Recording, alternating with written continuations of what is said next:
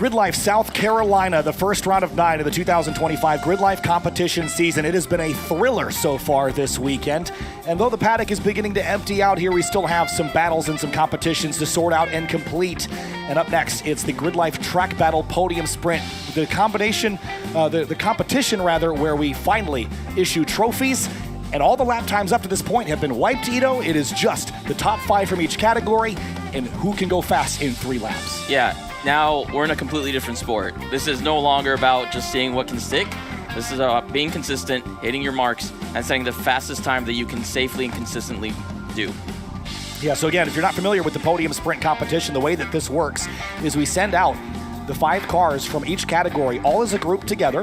They'll each get 3 laps as a group, and then whichever cars are in the top 3 at the end, that's your podium. So you've got to perform now. It's a little bit different than we ran it last year, where each car would get 2 laps to itself. All 5 cars run as a group for 3 laps, and that's it. We'll move from Club SC first all the way up to Unlimited at the end in our 7 different categories. This is basically the best 35 of 90 that we've seen so far this weekend, Ito. This is a butterflies moment for the drivers on grid. Yeah, that's right. This is like their time to get all the airtime they want on camera. This is what they've all been kind of training for and what they've been preparing for. This is the start of their season. They want to start off on a good note. So yeah, this is going to be a really fun one to watch. Yeah. All right, now on to Falcon Club TR. Mario Mirone in the 727 Acuity Civic, top seed here over Evan McLaren. These two went back and forth so many times in qualifying, and now it's down to whoever can be braver in this next 3 laps. Yeah, and I've heard Mario Mirone is actually only 8 pounds higher than the min weight for the class. That's how hard he's trying to give Evan McLaren a run for his money. Evan is our Club TR champion from last year, so I think Mario really wants to give him a fight this weekend. Evan McLaren last year did something pretty rare. He entered 5 rounds and won all 5, and also had track records at 3 of those events. So he's a hard guy to beat. Was a champion decisively last year over Peter Granberg, who's not here, and James Houghton, who's here working with us this weekend, not on track. Mirone was 4th in the standings, entered 6 events, was 2nd here last year. How much would he like to undo that this weekend? I'm sure it would make his weekend, almost make his year to debut a car that he's done that much work to over the winter and put it on top of the podium. Jerami Bailey on track as well. He is the 4th seed here in Falcon Club TR with that FA24 swap Subaru BRZ Scion FRS. I don't actually know which one that started that. I think it's an FRS with BRZ headlights, which throws me off. Yeah, They look very similar, but yeah, I mean, that's not where the majority of the work is on that car, but they certainly, it certainly helps to look better. So up into turn 4, there's a look at Kevin Vu, who fought all sorts of challenges here this weekend. He's been doing a great job communicating to us what's been going on. He broke an axle in qualifying 7 earlier today, so he's got that repaired.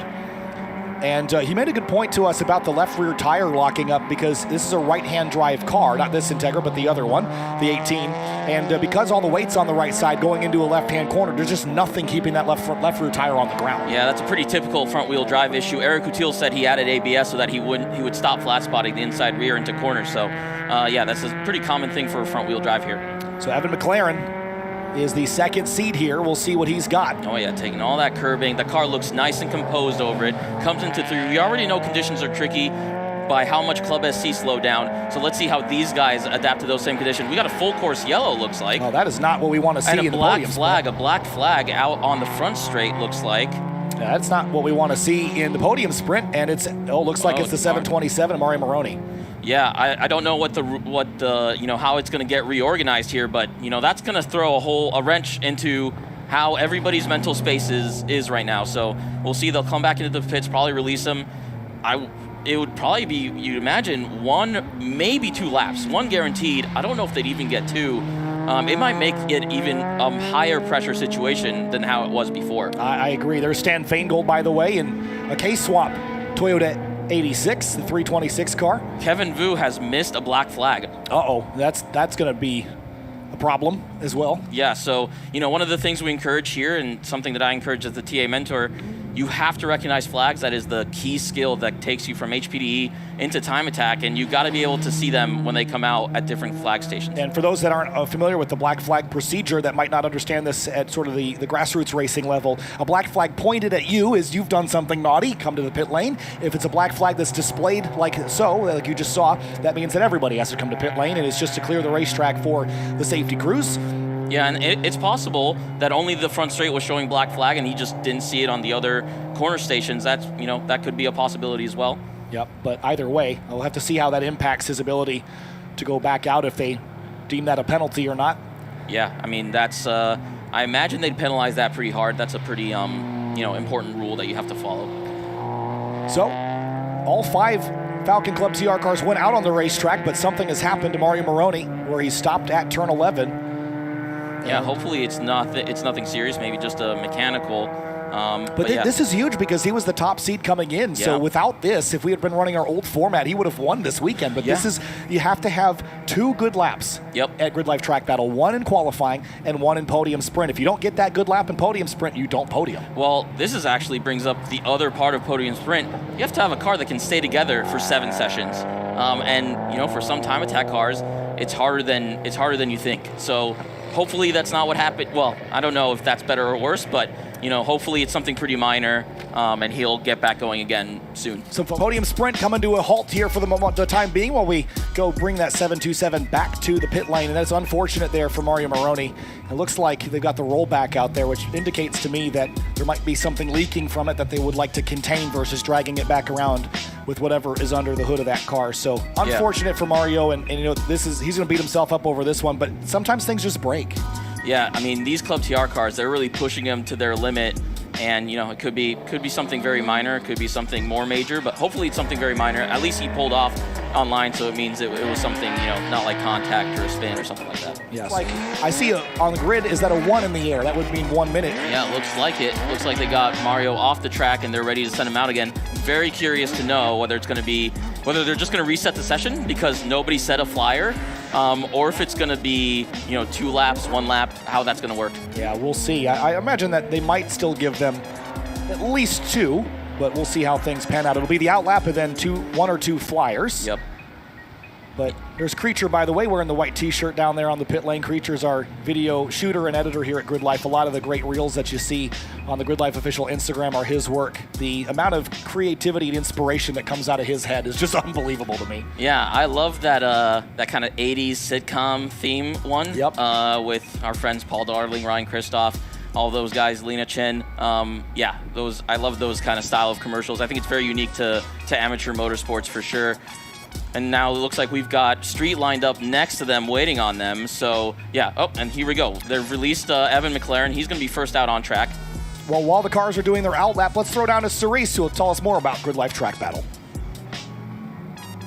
All right, guys, so we are in the podium sprint section of the weekend. We're going to be closing out pretty shortly here. Club TR was just on track. Now we have the street series. So we're going to have 5 cars going out with about 10 seconds of time in between each car.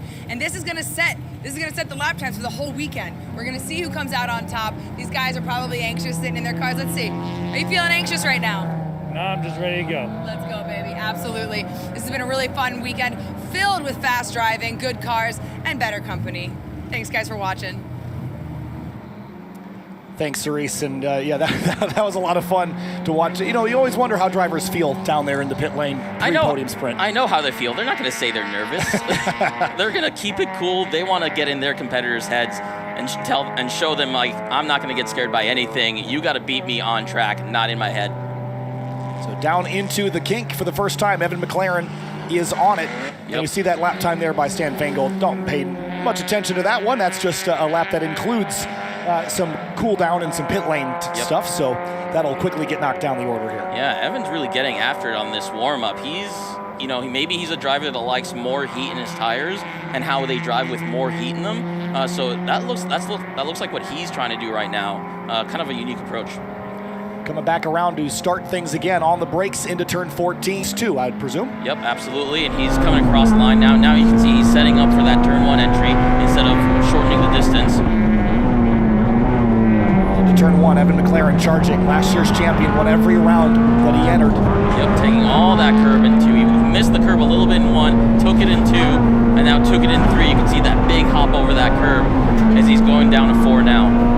This opens up the door for someone else to get on the podium, whether it's Vu or Bailey, because Mirone is not going to podium today. He won't have a time. Yeah, and that's unfortunate for him. He worked super hard this weekend, top qualifier, and just unfortunate that he had a car issue. Yeah, and again, the worst he'll finish is 5th. That's the one beautiful thing is once you qualify into the podium sprint, you can't fall out of it. You just default back to whatever your lap time was in qualifying as it relates to the rest of the field who doesn't get to run podiums. Yeah, and again, it's best of 4 events, so if you do 5 events, this one kind of effectively could get scrubbed for him. But that being said, you want to set the tone for your rest of the season and kind of show your competitors where you are. So yeah, it's a little bit of a heartbreaker to kind of lose out like this. Into the cake. Nice amount of curbing, setting up for the braking zone into 11, gets hard on the brakes. Nice and balanced into 11, stays tight into 13, and now he starts winding out and setting up for that late apex around 13. 13 is like 2 or 3 corners in reality, so he's coming right back around, sets up nicely, cuts as much distance as he can into the braking zone for 14, and gets hard on the brakes, looks like right after the 2 board. This was a clean lap for McLaren. Yeah, absolutely. That fast warm-up definitely seemed to and it stays at least 1 tire out on track. That's the important part. And now he's going to set up again, a green flag again, which means he gets 1 more lap at least. And across the stripe for McLaren, it's a 142.0. That's not bad, all things considered, I have to say. No, I think they were in the 40s or 41s, if I recall correctly. Yep. So they're putting down a little bit more pace on the Club SC cars relative to what they were doing earlier. So yeah, we'll keep an eye on all of that. Next to the line, looks like it's going to be Feingold. And runs a 43.986, so that's almost 2 seconds slower than Evan there. Yeah, so that's not going to get it done. No, and it could be he just taking an easier warm-up. He may not be a first lap driver, but Evan's really putting the pressure on everybody. Of course, they don't know, but here comes Bailey. He runs a 42.663, so that's 0.6 of a second slower than Evan, but still better than Stan Feingold for sure. And here comes Kevin Vu. Looks like he still went out on track. So yeah, looks like let's see what he can do in that white Integra. That's right-hand drive instead of Evan's silver. Cross the stripe for Vu and see what he's got. A big lockup again into turn 1. He's pushing hard. 45.665 for him, so that's a bit slower in 4th place. So let's see if he can find a little bit more time here on his 2nd and 3rd lap. Jerami Bailey only 0.6 back from McLaren. He's got to put it down now. That FA24 FRS out to the curbing here. Took the curbing really well there, actually. Looked really nice and composed. Now he's on his way to 9. This is a great opportunity for Bailey. Just missed the podium in Falcon Club TR last year. And with Mirone dropping out, this is a great opportunity to grab a trophy that he might not have otherwise been able to snag. Yeah, absolutely. This is a golden opportunity for him.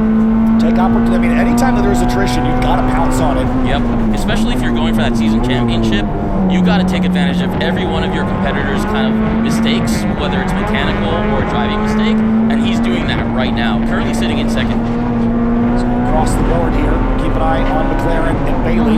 Evan McLaren, I think, has just gone by. No, that's Stan Feingold. Yep. Looks like McLaren didn't improve on his first lap. Feingold does. A 43.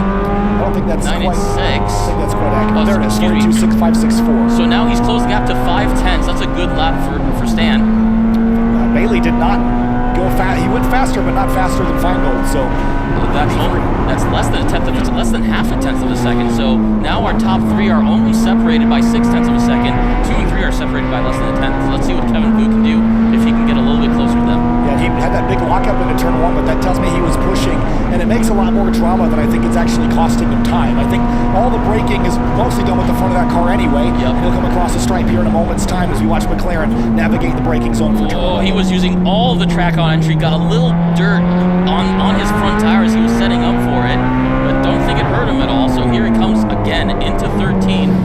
Let's see if he can find a little bit more time. I think Kevin did improve a 44.995, but that's not going to get him into the top 3, unfortunately. I don't know that he's done a lot better than a 44 though either. So yeah, he just needs to find a little bit more time if he wants to have a chance at a podium. But Evan McLaren, I expect, is coming back to a checker this time. Yep, here he comes. Let's see if he also cuts the distance. He just lets the car kind of naturally go where it wants to go, puts as little steering input just to straighten him out. Comes into the finish now. And let's see if he blows the braking zone just like Sam did in the Club SC. No pickup though, so he's going to be vulnerable if Feingold or Bailey pick up. Yeah, let's see what those guys can do. Here comes Stan. Coming through that last turn now, uses all the track that he can, a good amount, not enough to get onto the rough part of the rumble strips, but enough to use all of the track on exit. He needs to find more. He needs to find 0.6 of a second to get Evan. Oh, he finds half a second, a 42.134. Close the gap to 1/10 of a second. That is the beauty of Podium Sprint. And Bailey, does he pick up enough? He does! To the top! A 41.967. That's half a tenth Holy cow. faster than Evan McLaren. There's the drama, folks. That's why we're all here. That's why we all stay and watch this. This is what we're all about. Jerami Bailey's going to be ecstatic. That was an unbelievable drive, and the whole top three under 0.2 of a second. What a crazy battle there. Jerami Bailey takes the 13 to the top. Can Kevin Fu knock Feingold or McLaren? Well, it'd just be Feingold if he can knock him down. I don't know that he's got the pace to do it, but let's see if he can salvage a weekend for a podium across the stripe. He cannot. Kevin Fu stays 4th place, and your podium for Falcon Club TR is Jerami Bailey in the number 13 in the last possible moment, Evan McLaren, and Stan Feingold. That's going to be, I bet Evan is gonna really congratulate Jerami there. They're both hard competitors.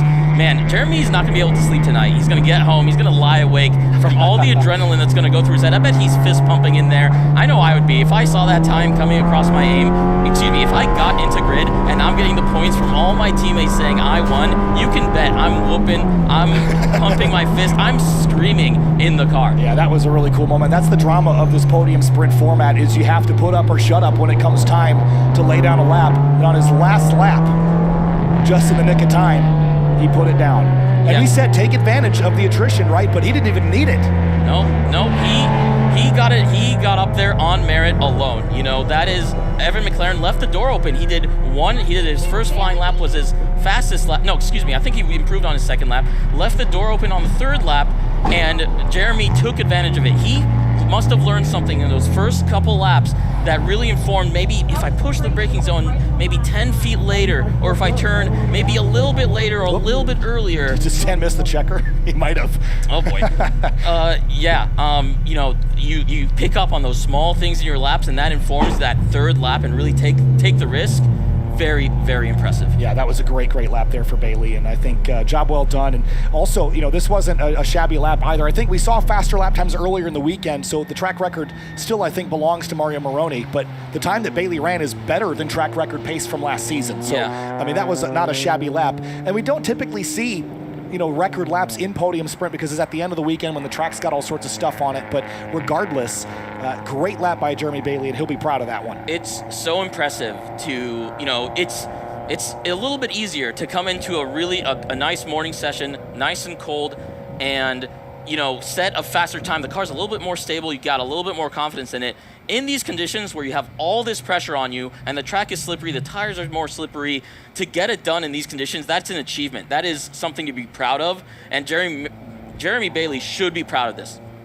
And he will be. Stan Feingold went by the checker flag another time, so he'll have to come back around. And just a little bit of a delay for Street to get out there. Those guys have been waiting for a couple of minutes. They'll be amped up and ready to go. Yep, again, racing is as much a mental game as it is a physical game of reactions. It's much about, setting yourself, centering yourself, and the approach that you take to getting lap time and to get faster. It's just as much about that as it is about the driving. And when you're sitting in grid there, thinking about how you should be driving, trying to visualize the track, it's really, really hard to just stay centered there for that very long amount of time, especially when you expect to go out there at a certain time and all of a sudden you don't go out there. Yeah, it can be really imbalanced, All right, so street class will be up next.